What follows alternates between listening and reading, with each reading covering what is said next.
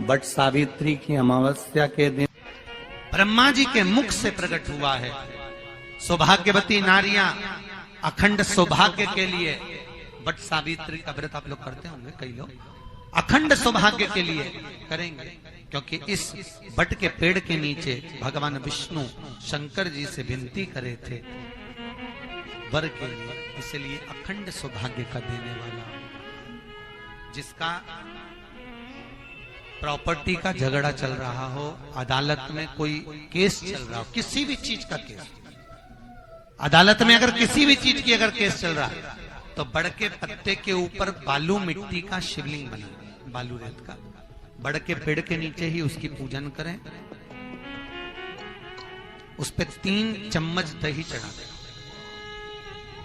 अपनी मनोकामना कर कर दही चढ़ाकर उस दही को चम्मच में वापस लेकर शंकर जी की पूजन कर कर उसको विसर्जन करें। वो दही जो लेकर आए, जब अदालत कार्रवाई हो और आप केस के लिए अदालत में जाएं, उसको चंदन में मिलाकर तिलक कर कर जाइए, आपका काम विजय प्राप्त होगी, काम फतेह हो जाएगा। बटकेश्वर महादेव का स्मरण करने से कार्य की सिद्धि होती है।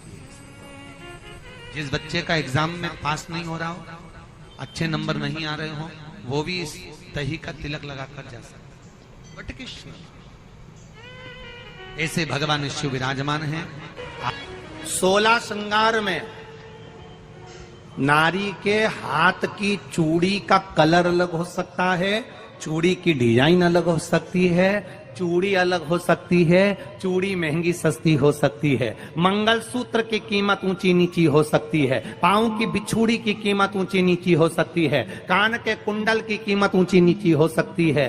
तुम्हारे शरीर पर जितने जितने 16 श्रृंगार हैं उसकी कीमत ऊंची नीची हो सकती है। केवल मंगलसूत्र की डिजाइन बदल सकती है, नाक की लौंग की डिजाइन बदल सकती है, कान के बुंदे की डिजाइन बदल सकती है, हाथ की चूड़ी की डिजाइन बदल सकती है, पांव की पायल की डिजाइन बदल सकती है।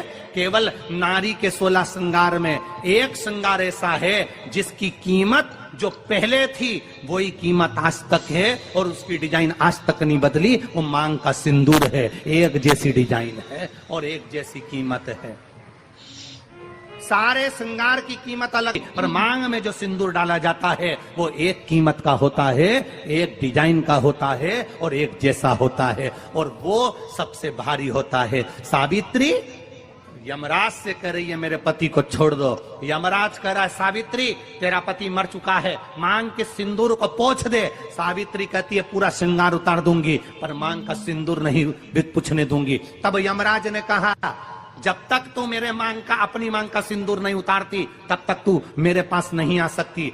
भगवान यमराज से सावित्री ने कह दिया मैं भी तुझे वचन देती हूं यमराज, मेरी मांग में जब तक सिंदूर है, जैसे सीता ने लाइन, लक्ष्मण जी ने लाइन खींच दी थी और सीता पार नहीं जा सकती थी, मैं भी तुझे वचन देती हूं जब तक नारी की मांग में सिंदूर है तब तक तू उसके पति को उसके सामने लेकर नहीं जा सकता। यह भी मैं तुझे कह देती हूं। यमराज भैंसे पर सवार होकर सत्यवान को लेकर जा रहा था, सावित्री से वचन पर वचन चल रहे थे, अड़ के पेड़ के नीचे छोड़कर आए।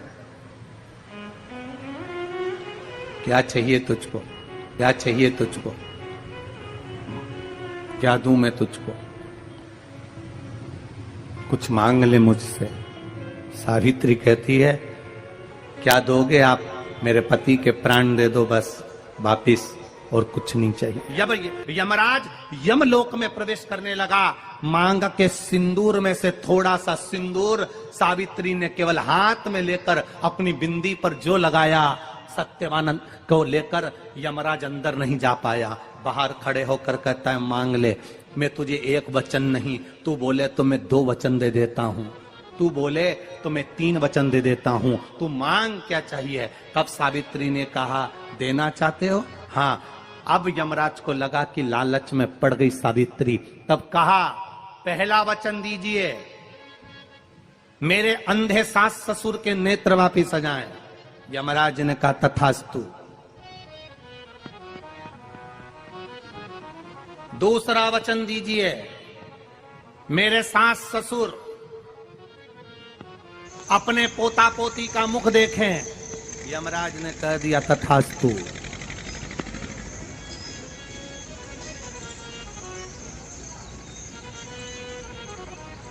जाओ। यमराज जाने लगे, फिर आग जलने लगी। कहने लगे अब मैं अंदर क्यों नहीं जा पा रहा हूं? सावित्री कहती है तुमने वर दिया है मेरे सास ससुर पोता पोती का मुख देखें, उनके बेटे को तुम ले जाओगे तो पोता पोती कहां से होगा? छोड़कर जाओ। लेकर आ गए।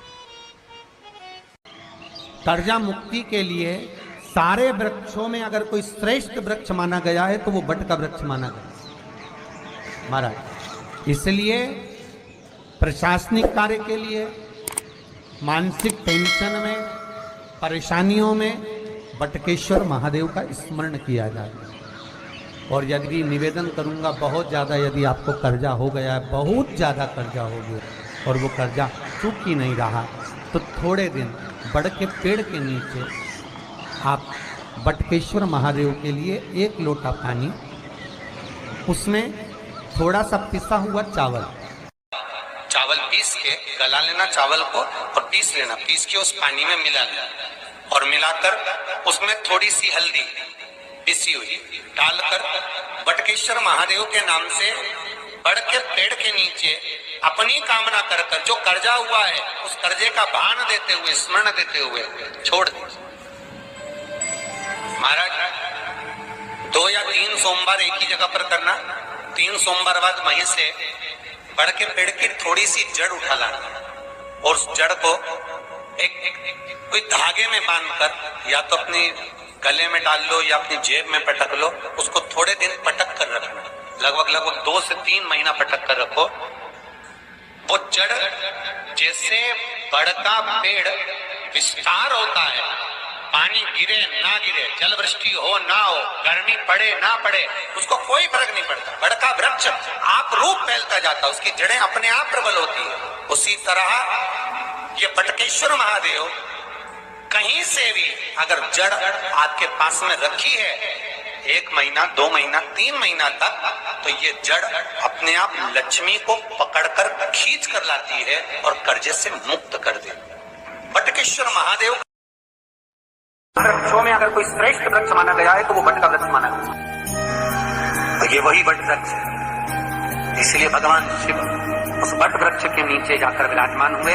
शंकर जी का नाम बटकेश्वर महादेव पड़ा। क्या नाम हो गया? जम के बोलिए, बटकेश्वर महादेव। फिर से बोलो, बटकेश्वर महादेव। एक बात याद रखना, अगर हमारे व्यापार नहीं चल रहा हो, दुकान धंधा पानी नहीं चल रहा हो, दुकान पर 24 घंटे बैठो तो व्यापार नहीं होता, घर में लक्ष्मी नहीं टिक रही हो, पैसा नहीं आ रहा हो, तो बड़ के पेड़ के नीचे, पीपल के पत्ते के ऊपर, बड़ के पेड़ के नीचे की मिट्टी को गीला कर कर पीपल के पान पर, पीपल के पत्ते पर एक शंकर जी के शिवलिंग का निर्माण करो। क्या बनाना है? शंकर भगवान का शिवलिंग। शिवलिंग बनाकर उसकी बटकेश्वर महादेव के नाम से पूजन करो। 7 बार कच्चा दही चढ़ा दीजिए। उस दही को थोड़ा सा चम्मच में उठा लीजिए। उस दही को लाकर जहां तुम्हारा व्यापार है, जहां तुम कमाने के लिए बैठते हो, दुकान पर बैठते हो, उस दुकान पर उस दही से स्वस्तिक बना दीजिए और इस पीपल के पत्ते पर जो बटकेश्वर महादेव का तुमने निर्माण करा है, इसको ले जाकर विसर्जन कर दीजिए। आपकी दुकान 3 महीने के अंदर धड़ाके से चलना प्रारंभ हो जाएगी। लक्ष्मी की कभी कमी नहीं आएगी। ये बटकेश्वर महादेव का पूजन। कौन से महादेव है? जम के बोलिए, बटकेश्वर शिव के नाम। भगवान शंकर बटकेश्वर के रूप में विराजे। भगवान बटकेश्वर के रूप में विराजे, ब्रह्मा जी बड़ के पेड़ के रूप में विराजमान हो गए। एक बात और याद रखिए, जिनकी आंखों में जलन होती हो या आंखों का कोई रोग बढ़ते चले जा रहा है, चश्मा बढ़ते चले जा रहा है, तो उसके लिए बड़ के पेड़ के नीचे, बटकेश्वर महादेव के लिए बड़ के पेड़ के नीचे एक तांबे का पात्र, काय का पात्र रखना? तांबे का। कोई कलश हो तांबे का, कोई प्लेट छोटी सी तांबे की हो, कटोरी हो तांबे की, उसको बड़ के पत्ते के ऊपर रखकर उसके ऊपर बटकेश्वर महादेव का नाम लेकर शहद चढ़ा दो और शहद चढ़ाकर उस शहद को, बटकेश्वर महादेव का नाम लेकर उस शहद को वापस उठा कर लिया। 4 दिन तक नेत्रों पर उस बटकेश्वर महादेव के शहद को लगाना काजल जैसा चालू कर दो। धीरे धीरे चश्मे का नंबर अपने आप समाप्त होने लगेगा और नेत्र की ज्योति बढ़ जाती है। बटकेश्वर महादेव का कितना प्रभाव। श्री शिवाय नमस्तुभ्यम। हर हर महादेव। गुरुजी द्वारा बताए गए उपाय को विश्वास के साथ जरूर करें और कमेंट में श्री शिवाय नमस्तुभ्यम जरूर लिखें। Thanks for watching.